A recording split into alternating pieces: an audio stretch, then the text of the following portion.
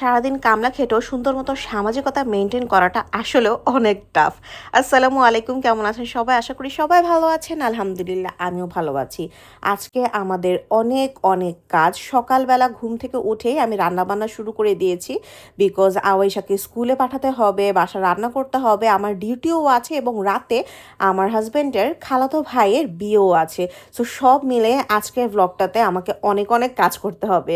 তো আজকে আমি খুব বেশি কিছু রান্না করব না, বাট তারপরও টুকটাক বাসার জন্য রান্না করেই যেতে হবে, যেহেতু দুপুরবেলা সবাই খাবে এবং আমিও হসপিটালে খাবার নিয়ে যাব। পাশাপাশি আগামীকালকে যেহেতু আমার সারাদিন ডিউটি, আগামীকালকের জন্য আমাকে রান্না করে যেতে হবে।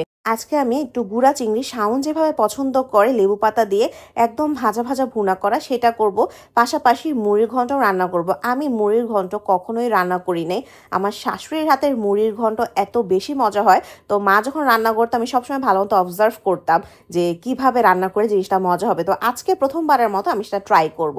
তো মুড়ির ঘন্ট রান্নার রেসিপি আমি অলরেডি আমার ডক্টর ইলমাস ব্লগ 2.0 শেয়ার করেছি, তাই কপিরাইট ইস্যুজের জন্য এখানে আমি শেয়ার করতে পারছি না, তাও আপনাদেরকে আমি একটু বলছি। সেটা হচ্ছে মুগ ডালটা হালকা একটু ভেজে নিয়ে মা তেলের মধ্যে আস্ত গোটা গরম মশলা দিয়ে সেখানে আদা রসুন বাটা, পেঁয়াজ সবকিছু দিয়ে ডালটা রান্না করে এবং মাছের যে মাথা সেটাকেও আলাদা করে ভেজে রাখে। ডাল যখন সেদ্ধ হয়ে যায় লাস্টলি মাছের মাথাটা দেয় এবং নামানোর আগে আবার জিরা গুঁড়া দেয়। এখানে আমি আওয়াইশা টিফিনও রেডি করে ফেলে এবং সকালের নাস্তাও রেডি করে ফেলছি। এখানে আওয়াইশার নাস্তা, শাওনের নাস্তা সবই আছে। তো আওয়াইশার নাস্তা হিসেবে আমি গতকাল রাতে নুডলস রান্না করেছিলাম, সেটাই থাকবে।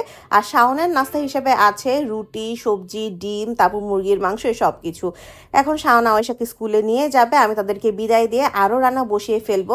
আমি মুরগির মাংস রান্না করছি, একটু টমেটো দিয়ে রান্না করছি। অনেক আপুই আমাকে বলেছে যে আপু আপনি টমেটো দিয়ে রান্না করেন, খেতে অনেক মজা লাগবে। তো আমি আসলে টমেটো দিয়ে খুবই অল্প মাঝে মাঝে একটু রান্না করি, ভালো লাগে, বাট সবসময় ভালো লাগে না, একটা টক টক ফ্লেভার চলে আসে। তো এটা হচ্ছে আমার মুরগির ঘন্টর ফাইনাল লুক। এটা খুবই মজা হয়েছিল।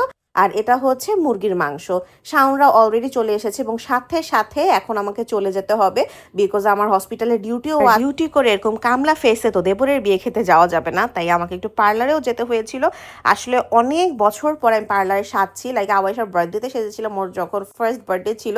তো বলতে পারেন যে 2 বছর পরে আমি আবার পার্লারে সাজছি। এবং এই যে শাড়িটা দেখতেছেন, এটার ব্যাপারে অনেকেই জিজ্ঞেস করেছেন এটা কোথা থেকে নেওয়া।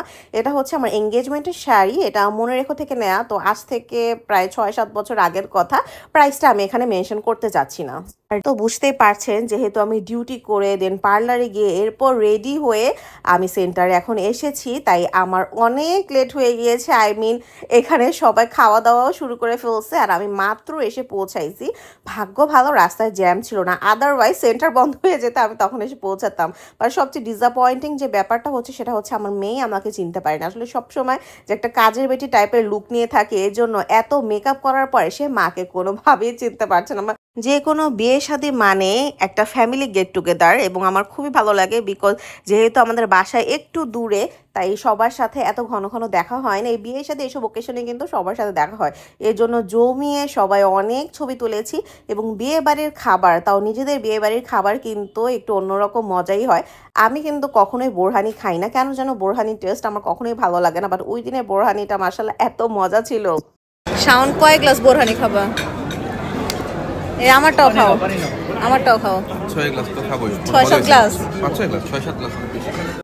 আজকে সারাদিন খুবই দৌড়ের উপর ছিলাম, তাই গুছিয়ে কোনো ভ্লগ করতে পারিনি।